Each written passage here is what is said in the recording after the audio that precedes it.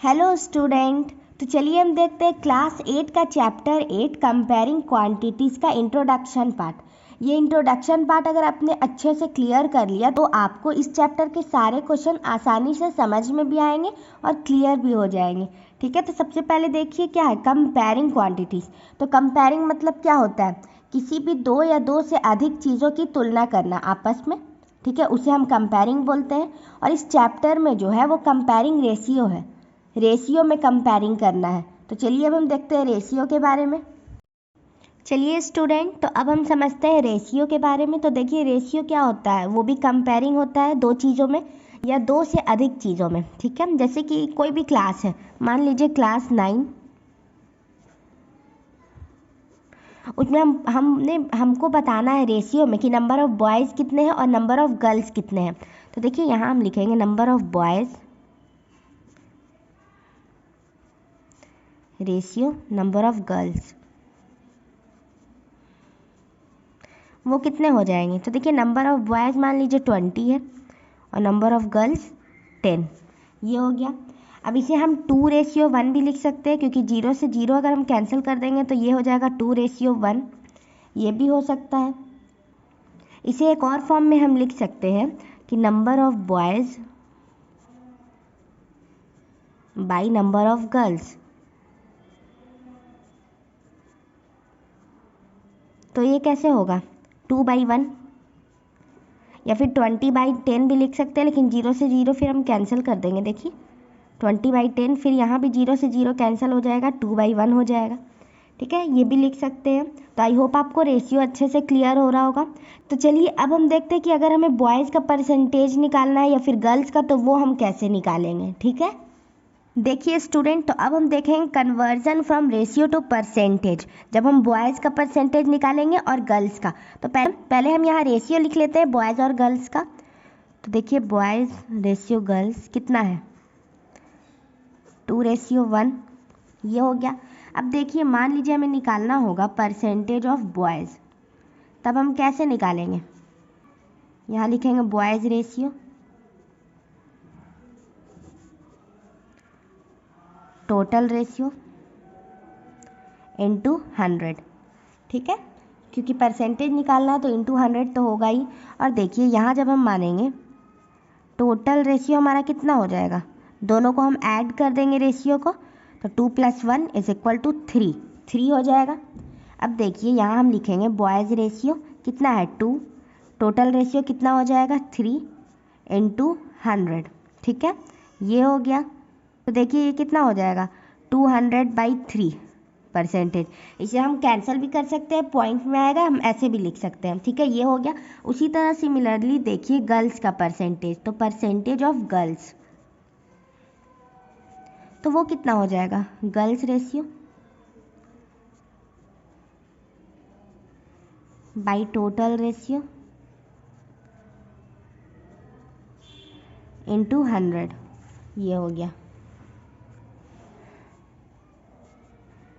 Girls ratio कितना 1 by total ratio 3 into 100।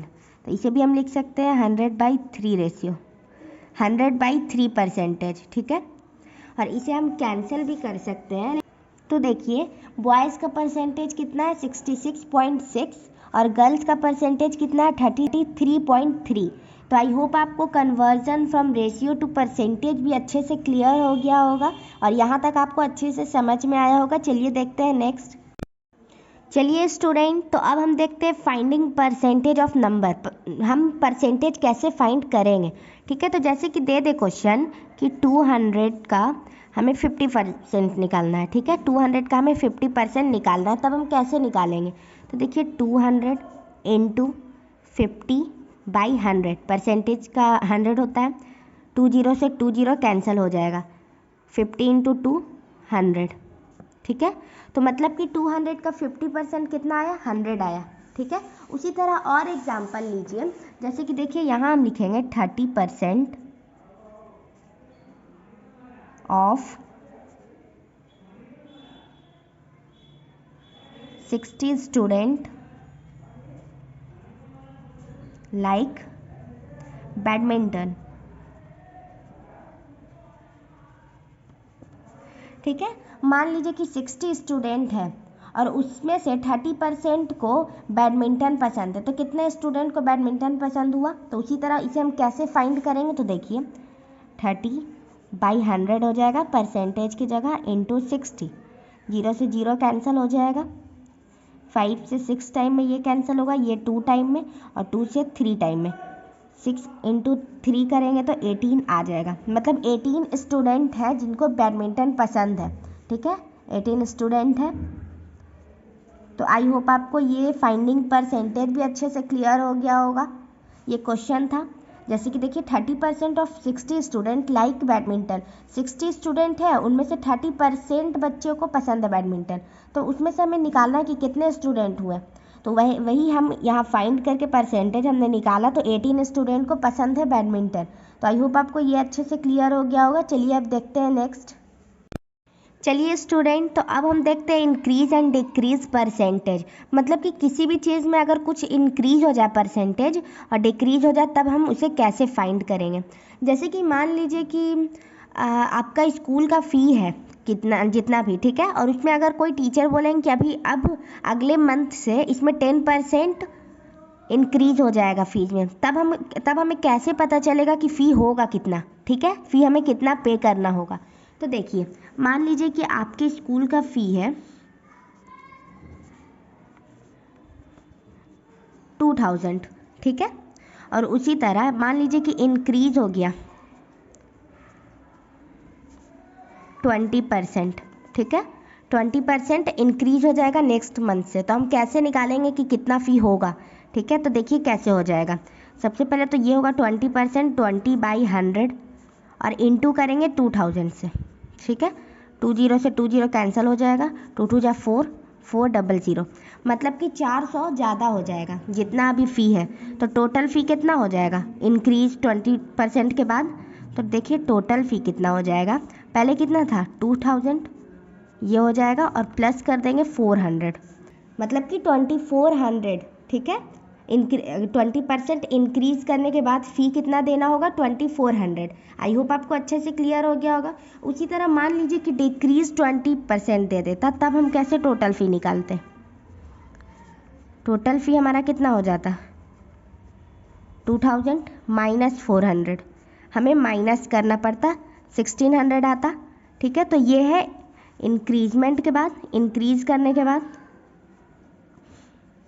और ये है डिक्रीज़ करने के बाद। ठीक है, जब इंक्रीज़ करना होगा तो उसी तरह निकाल के हमें ऐड करना है, और डिक्रीज़ करना होगा तो माइनस करना है। ठीक है, आई होप आपको ये भी अच्छे से क्लियर हो गया होगा। चलिए अब हम नेक्स्ट देखते हैं।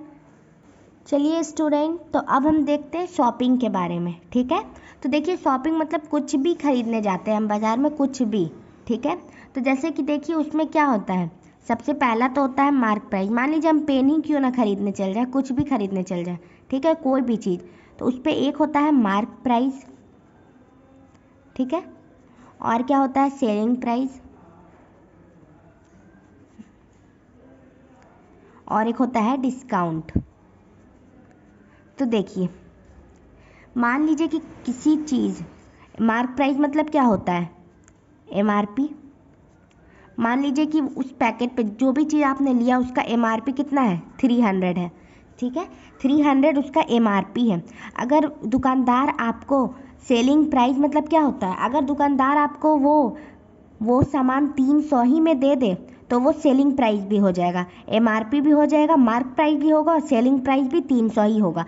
मतलब कि देखिए MRP, मार्क प्राइस मतलब कि वो इतने का है और जितने में आपको मिलेगा वो सामान, वो उसे कहते हैं हम सेलिंग प्राइस, और डिस्काउंट कितना है वो डिस्काउंट है। ठीक है, तो अगर आपने कोई चीज़ जाके दुकान में देखी और वो 300 का है, अगर दुकानदार आपको वो 300 ही में देगा तो सेलिंग प्राइस भी 300 हो जाएगा। लेकिन मान लीजिए कि आपको दुकानदार ने उसी चीज़ को 200 में दिया, तो वो हो गया सेलिंग प्राइस।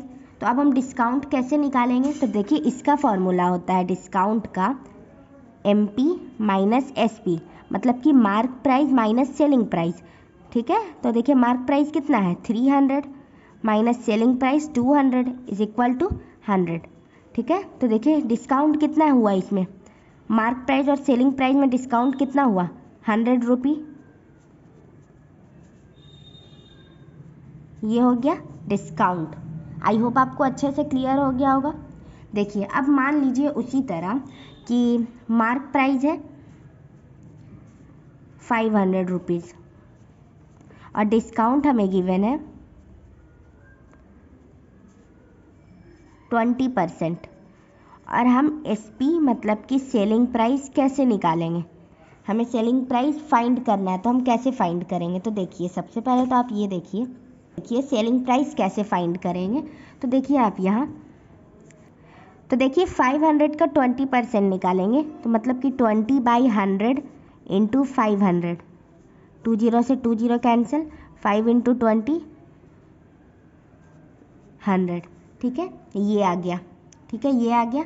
अब देखिए डिस्काउंट कैसे होता है। देखिए एक ये फॉर्मूला है, discount mark price minus selling price. तो ये जो आया ये कितना आया 100। तो ये 100 जो है ये क्या आया है, डिस्काउंट आया है हमारा, ठीक है, जो हमने ये निकाला तो ये तो डिस्काउंट आया, तो ये हो गया 100। और MP कितना गिवन है 500 माइनस SP हमें फाइंड करना है। तब देखिए इधर SP लिख देंगे is equal to 500 minus 100 is equal to 400। तो जो सेलिंग प्राइस है हमारा वो कितना आया 400, ठीक। तो आई होप आपको ये भी अच्छे से क्लियर हो गया होगा। चलिए अब हम देखते हैं टैक्सेस। तो चलिए अब हम देखते हैं टैक्सेस के बारे में।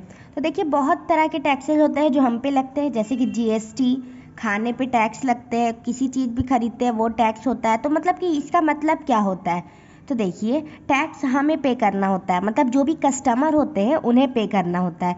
इसीलिए सेलिंग प्राइस मतलब क्या, जितने में कोई भी चीज़ हम खरीदते हैं, MRP के अलावा अगर दुकानदार को उतने में देगा तो वो हम खरीदते हैं, वो हो जाएगा सेलिंग प्राइस, ठीक है। तो सेलिंग प्राइस मतलब हम खरीदते हैं और हम कस्टमर को ये सब पे करना होता है, ठीक है। तो SP प्लस टैक्स, तो टैक्स जो होता है वो SP के साथ ऐड होता है, क्यों, क्योंकि वो हमें पे करना होगा, कस्टमर को वो पे करना होता है। कोई भी कस्टमर है तो कस्टमर को वो पे करना होता है, इसीलिए टैक्स कस्टमर मतलब SP के साथ ऐड होता है। आई होप आपको ये भी अच्छे से क्लियर हो गया होगा। चलिए अब देखिए नेक्स्ट। चलिए स्टूडेंट, तो अब हम देखते हैं प्राइजेस बाइंग सेलिंग के बारे में, ठीक है।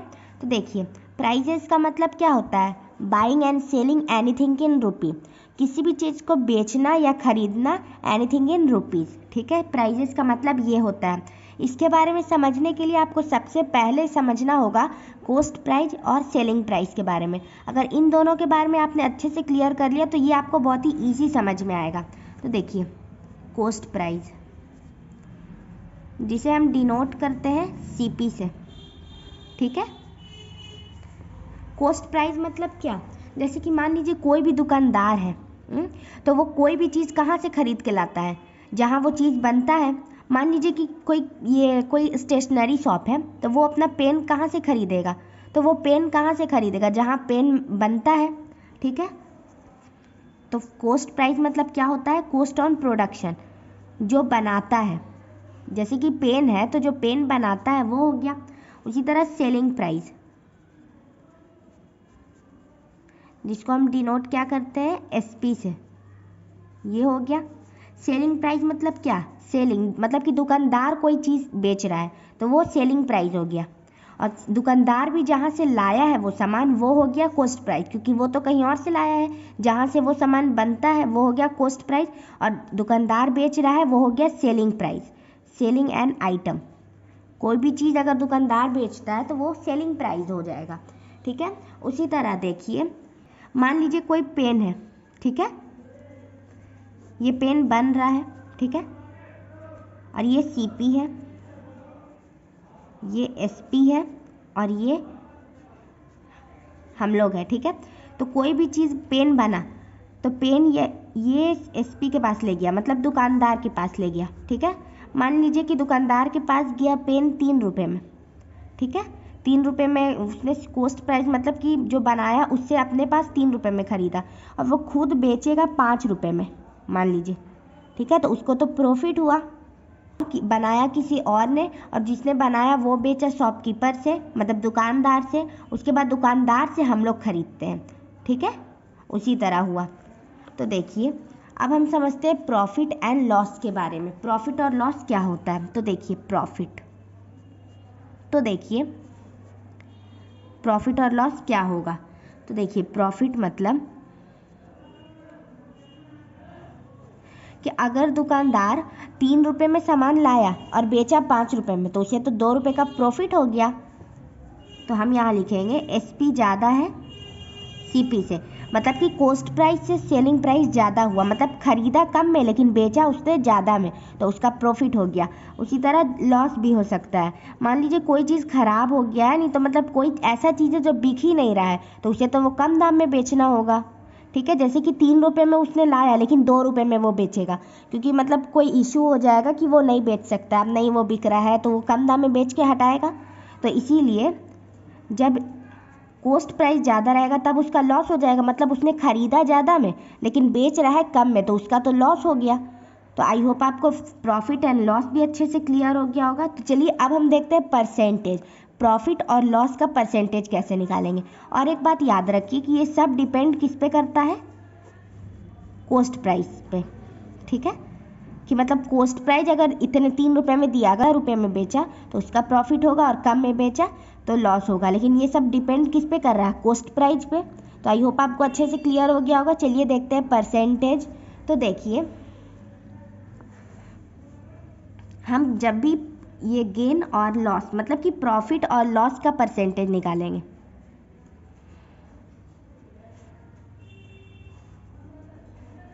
तो देखिए कैसे होगा। तो देखिए या तो मान लीजिए गेन और प्रॉफिट सेम ही होता है, तो कैसे निकालेंगे। सबसे पहले तो गेन हो जाएगा बाई CP इंटू 100। ये फार्मूला भी है, आप इसे याद कर लीजिएगा क्योंकि बहुत सारे क्वेश्चन में ये यूज़ होगा। और लॉस का क्या होता है फार्मूला, लॉस का फार्मूला होता है लॉस बाई CP इंटू 100। तो आप देख रहे हैं कि ये सब किस पे डिपेंड है, CP मतलब हर जगह लग रहा है। और ये आप याद रखिएगा कि ये बहुत इंपॉर्टेंट फार्मूला भी है, आपको याद करना है ये। ठीक है, तो आई होप आपको परसेंटेज भी अच्छे से क्लियर हो गया होगा। तो चलिए अब हम देखते हैं नेक्स्ट। चलिए स्टूडेंट, तो अब हम देखते हैं finding SP selling price on basis of profit and loss percentage. अब हम देखते हैं कि सेलिंग प्राइस हम कैसे फाइंड करेंगे basis of profit and loss percentage. ठीक है, तो मान लीजिए कि हम कहीं मॉल में जाते हैं। ठीक है, हम वहाँ शर्ट खरीदते हैं और उसका जो कॉस्ट प्राइस है वो है 500। उसी तरह कोई हम जीन्स खरीदते हैं, ठीक है, और उसका प्राइस हो जाएगा 800। ठीक है, तो देखिए कॉस्ट प्राइस है ये सब।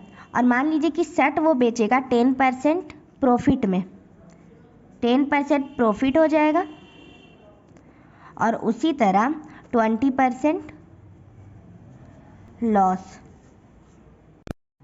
हाँ, तो चलिए जैसे कि मान लीजिए कि आप कोई शर्ट खरीदते हैं, उसका कॉस्ट प्राइस 500 है, और उसे दुकानदार जो है वो बेचेगा 10% प्रॉफिट में।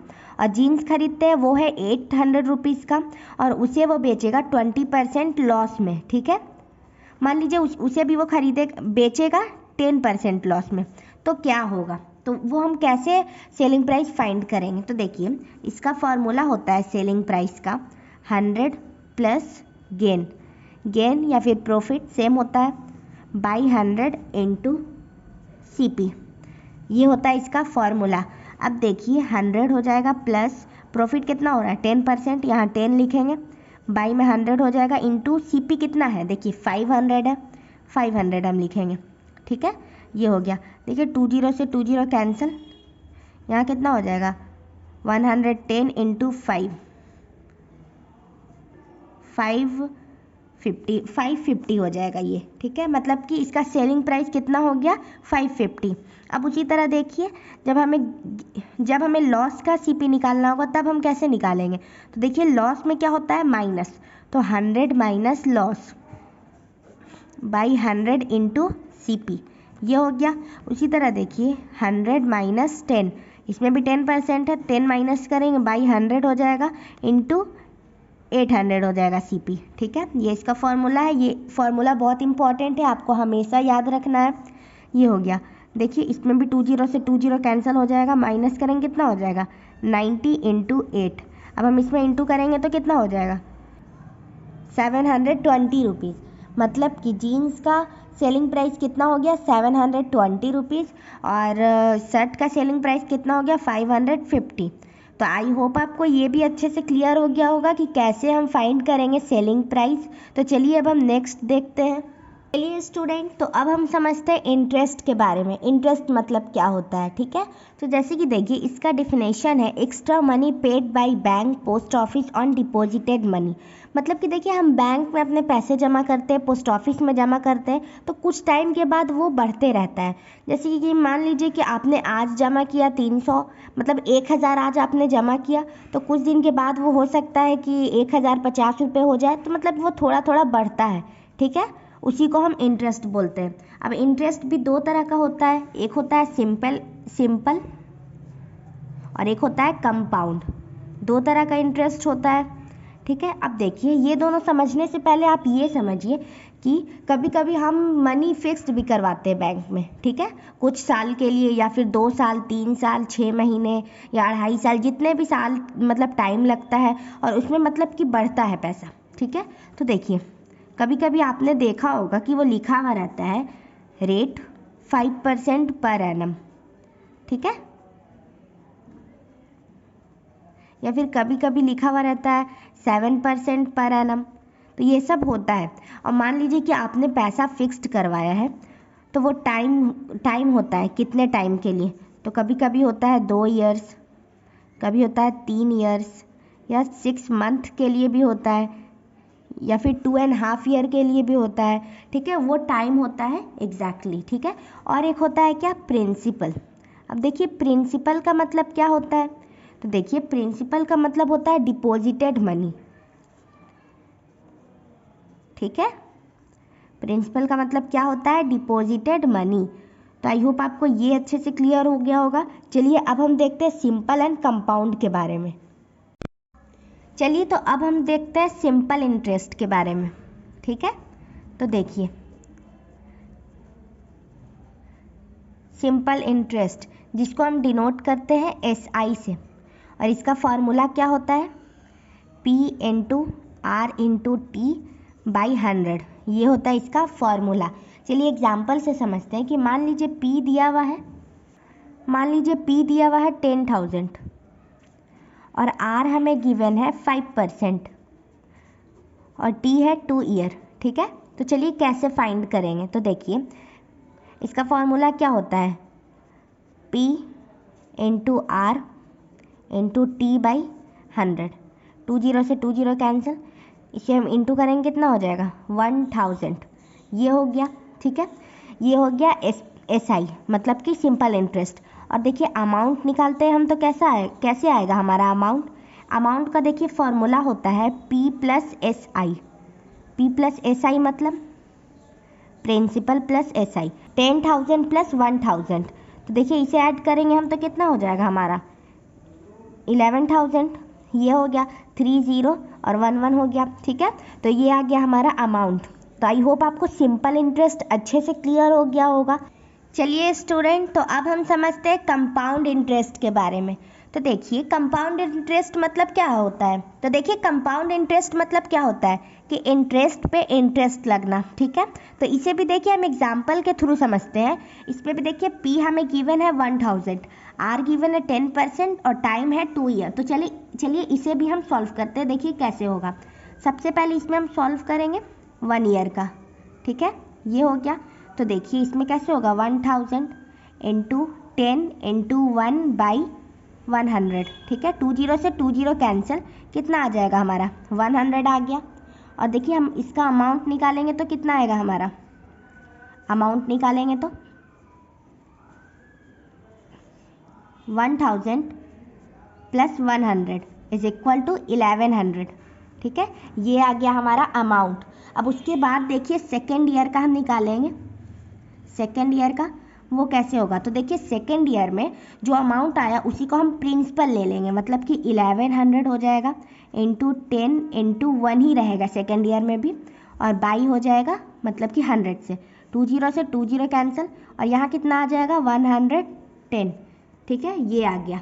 अब आप देखिए इसका अमाउंट कितना होगा, इसका अमाउंट हम निकालेंगे तो इसका अमाउंट हो जाएगा 1100 प्लस 110, तो कितना हो गया ये 1210, ये आ गया हमारा अमाउंट कंपाउंड इंटरेस्ट का। और उसी तरह देखिए हम एसआई का इंटरेस्ट निकालते तब हमारा कितना आता, तो देखिए हम एसआई का निकालते मतलब कि सिंपल इंटरेस्ट निकालते तो इसी फॉर्मूले से तो कैसे आता, मतलब यही इसी एग्जांपल से हम एसआई निकालते तो कैसे आता, तो देखिए 1000 इंटू 10 इंटू 2/100, 2 जीरो से 2 जीरो कैंसिल, और इसका कितना आ जाता 200, ये आ गया। अब देखिए इसका हम अमाउंट निकालते तो कितना आता 1000 प्लस 200 इज इक्वल टू 1200, ये आ गया हमारा एसआई का अमाउंट। और हमारा कंपाउंड इंटरेस्ट का अमाउंट कितना आया है 1210। तो देखिए मतलब कि ये 10 ज़्यादा आया, वो ज़्यादा कौन सा आया, यहाँ हमने ऐड कर लिया और उसी को ले लिया प्रिंसिपल की तरह, तो ये इंटरेस्ट पे इंटरेस्ट लगा, उसी को हम कंपाउंड इंटरेस्ट बोलते हैं। और देखिए ये हो गया सिंपल इंटरेस्ट। तो आई होप आपको दोनों अच्छे से क्लियर हो गया होगा। तो चलिए अब हम देखते हैं नेक्स्ट। चलिए स्टूडेंट, तो अब हम देखते हैं कंपाउंड इंटरेस्ट का फॉर्मूला, ठीक है। तो देखिए सबसे पहले देखेंगे अमाउंट, जिसका फॉर्मूला क्या होता है, तो देखिए इसका फॉर्मूला होता है P bracket 1 plus R/100 power n, और n इज इक्वल टू क्या होता है time, n is equal to होता है टाइम, ठीक है। तो आई होप आपको अच्छे से इसका फॉर्मूला क्लियर हो गया होगा। तो देखिए कभी कभी लिखा हुआ होता है rate is equal to 5% annually, या फिर कभी कभी होता है 5% हाफ ईयरली। तो देखिए हाफ ईयरली मतलब क्या होता है, देखिए 1 ईयर में कितना मंथ होता है 12 मंथ होता है, और उसका हम हाफ करेंगे तो क्या हो जाएगा 6 + 6 6 हो जाएगा, अलग अलग हो जाएगा, ठीक है। उसी तरह देखिए कभी कभी क्या होता है 5% क्वार्टरली, क्वार्टरली मतलब क्या होता है 4 भाग में, मंथ में कितना, एक ईयर में कितना मंथ होता है 12 मंथ होता है, ठीक है। और उसका 4 भाग करेंगे तो क्या हो जाएगा 3 + 3 + 3 + 3, ये हो जाएगा क्वार्टरली में, ठीक है।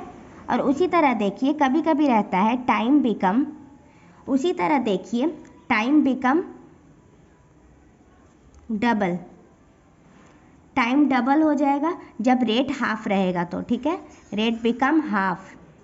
जब भी रेट हाफ रहेगा, रेट लिखा हुआ रहेगा 5% पर हाफ ईयरली, अगर हाफ ईयरली रहेगा तो टाइम ऑटोमेटिकली डबल हो जाएगा।